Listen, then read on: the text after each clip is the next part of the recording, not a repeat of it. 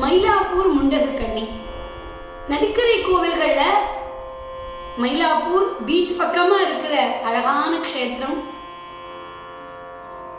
அம்மம்மா சரணமம்மா சரணமம்மா தேவியே, அம்மா சரணமம்மா சரணமம்மா மாரியே, அம்மம்மா சரணமம்மா அம்மம்மா சரணமம்மா சரணமம்மா தேவியே, அம்மா சரணமம்மா சரணமம்மா மாரியே, கண்ணழகு கொண்டவளே தேவியே, கண்ணழகு கொண்டவளே தேவியே, திருக்கோலம் காண வந்தோம் மாரியே. முண்டகம்னா தாமரை, தாமரை போன்ற கண்களையுடைய தேவிங்கிற பொருள்படும்படி முண்டகக்கண்ணிங்கிற பெயர் கொண்டு தேவி மயிலாப்பூர்ல திருவருள் பொழிகிறார். ஸ்தல விருட்சமா பல நூற்றாண்டுகளை கடந்த ஆலமரம் இங்கு அற்புதமாக அருள்பாலிக்க, ஐப்பசி மாச பௌர்ணமியில சிவாலயங்கள் ஈசனுக்கு நடக்கக்கூடிய அன்னாபிஷேக வைபவம் இங்க அம்பாளுக்கு நடக்கக்கூடியது தனி சிறப்பு. அம்பிகை சுயம்பு வடிவத்தில் அருளக்கூடிய ஸ்தலம்னா இந்த க்ஷேத்திரத்தை ரொம்ப பிரதானமா சொல்லலாம்.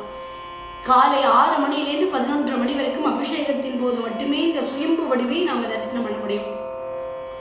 சுயம்புவின் நடுவில் அம்பிகையினுடைய அம்சமான சூல வடிவம் இருக்கிறது சிறப்பு அம்சமாக கொண்டாடப்பட, இந்த அம்பிகைக்கு பொங்கல் வைக்க பசும் சாணத்தாலான வரட்டியில தீட்டு பயன்படுத்துவார்கள்.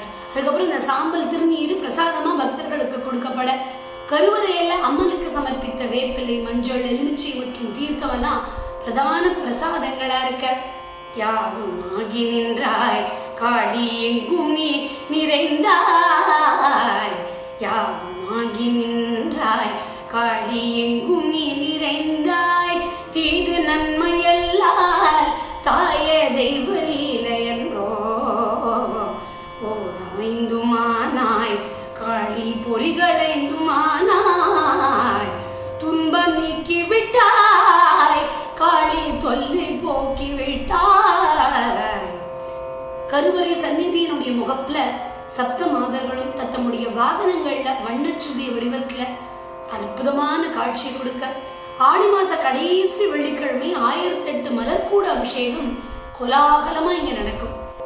நவராத்திரி 9வது நாள் வழக்கம் இங்க மகிஷாசுர மர்தினி அலங்காரம். இந்த முண்டகக்கண்ணி அம்மனை தரிசனம் பண்ணா திருமண தடைகள் விலகவும், கண்ணோய்கள் நீங்கவும் இந்த அம்பிகை அருள் புரிய, கல்வியில சிறக்கணும்னா இந்த அம்பாளுடைய சந்நிதியில் 23 விளக்குகளை ஏற்றி பக்தர்கள் வழிபாடு பண்ண, இந்த அம்பிகை மூர்த்திகளுடைய அம்சமா விளங்குறதா ஐதீகம்.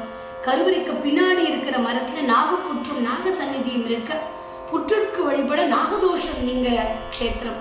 நாகதோஷம் நீங்க நாக பிரதிஷ்ட பண்ணியும் பக்தர்களா வேண்டிக் கொள்ள, தலமாமரத்தினுடைய கீழே நூற்றுக்கணக்கான நாக சிற்பங்களை பார்க்கலாம்.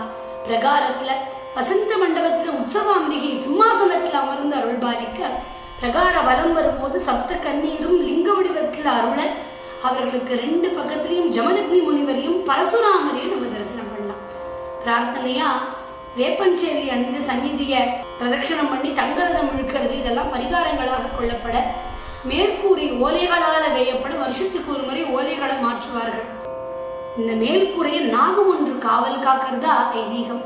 எதிரிகளிடத்திலிருந்து பக்தர்களை காப்பாற்ற ஒரு இளம்பெண் கிணற்றுல இறங்கி அப்படியே ஜலசமாதி கொண்டதாகவும், அந்த பெண்டா முண்டகக்கண்ணியா அருள்பாலிக்கிறதாகவும் வரலாறு உண்டு.